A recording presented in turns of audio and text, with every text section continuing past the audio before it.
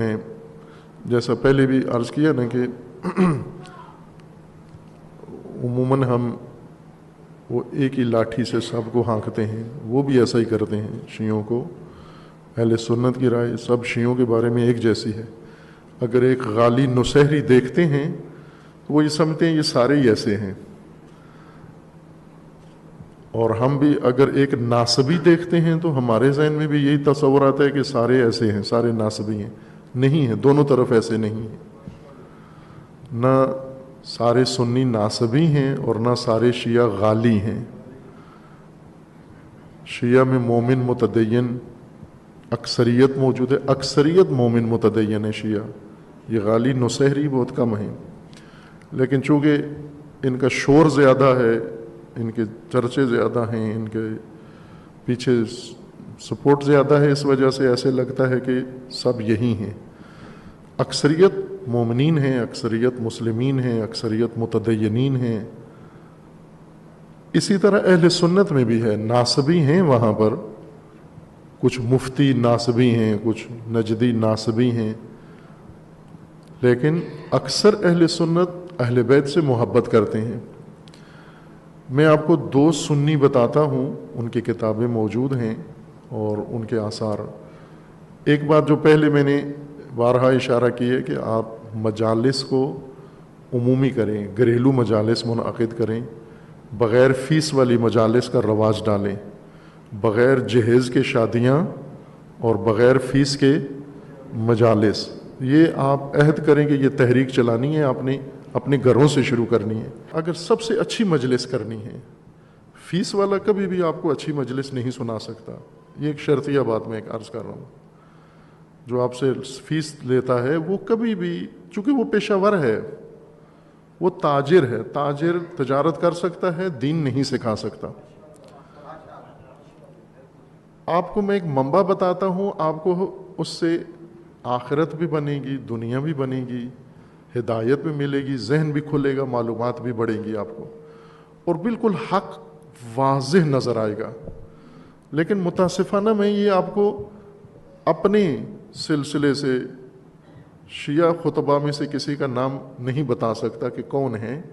اہل سنت اہل حدیث کے ایک بہت جید عالم، جنہوں نے امامت، ولایت، کربلا، امام حسین علیہ السلام، اہل البیت کی شان بیان کی ہے، اور میرے خیال میں اگر پوری جماعت بھی شیعہ مل کر ان کی حد تک، ان کی مقدار میں بیان کرنا چاہیں تو بڑا وقت لگے گا۔ جانتے ہیں آپ اس شخصیت کو، ان کی مجلس لگا لیا کریں، مرحوم ہو گئے، اللہ تعالیٰ ان کی مغفرت فرمائے اور اجر عظیم عطا فرمائے۔ اہل سنت ہیں، اہل حدیث۔ اہل حدیث کے بارے میں آپ کو معلوم ہونا چاہیے کہ سب سے زیادہ سخت اور زیادہ جو کرتے ہیں دین کے مسئلے میں، خشکی ہے جن کے اندر سب سے زیادہ، وہ اہل حدیث ہیں، جن کے ہاں یہ فاتحہ پڑھنا، قبروں پہ جانا، توسل کرنا، یہ سارا ممنوع ہے، منع ہے۔ جو کچھ بھی یہ شیعہ پر اعتراض ہوتے ہیں تو ان کی بنیاد اکثر اہل حدیث سے شروع ہوتی ہے، بعد میں دیوبند اور بریلویوں کی نمبر بعد میں ہے۔ اب یہ اہل حدیث عالم ہیں، مولانا حضرت مولانا اسحاق مدنی رحمۃ اللہ علیہ، جن کی مجالس اور جن کی گفتگو میڈیا پہ ہے، نیٹ پہ ہے، ایک مجلس لگا لیا کریں ان کی اور سنیں پوری۔ ظاہر وہ اہل سنت ہیں، شیعہ نہیں ہیں، فیس لے کے انہوں نے کچھ بھی باتیں نہیں کی۔ جتنا انہوں نے اہل بیت کا مقام ذکر کیا ہے، جو حق ادا کیا ہے انہوں نے، اس کے بدلے میں 1 روپیہ انہوں نے وصول نہیں کیا، چونکہ تاجر کر ہی نہیں سکتا اتنی کھل کے حق کی بات، کسی تاجر کے منہ سے نکلتی ہی نہیں ہے۔ یہ بات کوئی آزاد مرد کر سکتا ہے، جو فیسوں سے بھی آزاد ہو، جو مریدوں سے بھی آزاد ہو، جو انجمنوں سے بھی آزاد ہو، جو داد و تحسین سے بھی آزاد ہو، جس کو اللہ کے علاوہ کسی سے کوئی پاداش اور اجرت کی توقع نہ ہو، وہی اتنی کھل کے بات کر سکتا ہے، اور انہوں نے کی ہے۔ سنی ہوتے ہوئے یہ بات کی ہے انہوں نے۔ مولانا اسحاق مدنی صاحب ہیں، ان کی آپ مجالس سنیں، ساری سنیں ان کی مجالس جو انہوں نے پڑھی ہیں، اور جن لوگوں نے یہ اہتمام کیا ہے ان کے لیے واقعاً ایک درویش صفت انسان ہے یہ مولانا اسحاق رحمۃ اللہ علیہ۔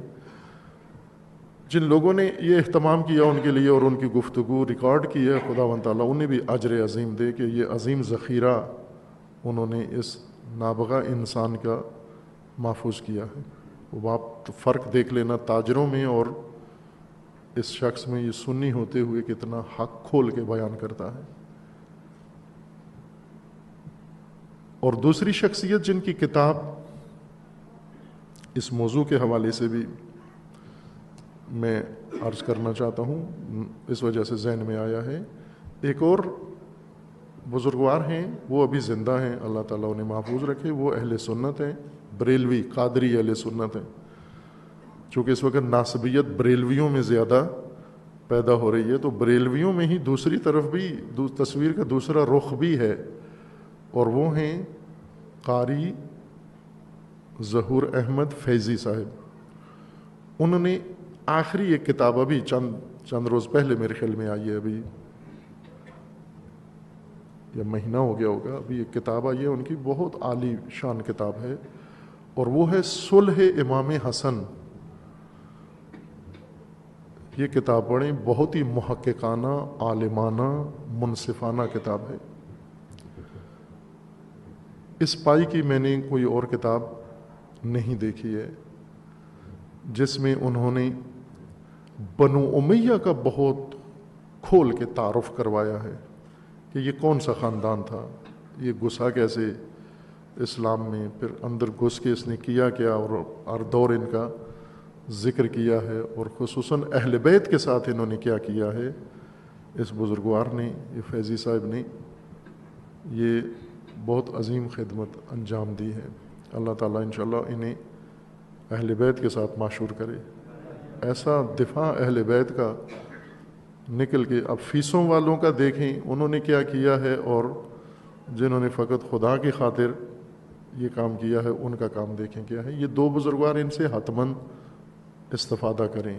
مولانا اسحاق صاحب تحقیقی گفتگو ہے، کتاب کھول کے، کوئی بات بغیر کتاب کے نہیں کرتے، اپنے سینے کا علم نہیں بیان کرتے۔ دونوں ان کی گفتگو حوالوں سے بھری ہوتی ہے، وسیع مطالعہ ہے دونوں کا، اور انہوں نے یہ کتاب صلح امام حسن تحریر کی ہے۔ یہ ذہن میں رکھیں کہ ایک سنی یہ سب کچھ کر رہا ہے، آپ فوراً وہ ملنگ نہ سمجھیں کہ دونوں ملنگ ہیں اور ملنگی والی باتیں کریں گے، سنی ہیں دونوں، لیکن اہل بیت کے وکیل، اہل بیت کے مدافع، اہل بیت کے طرفدار، حامی، اور یعنی میں یہ سمجھتا ہوں کہ اگر یہی مولانا اسحاق امام علی کے زمانے میں ہوتے تو عمار یاسر کی جگہ یہ ہوتے ہیں امام علی کے ساتھ۔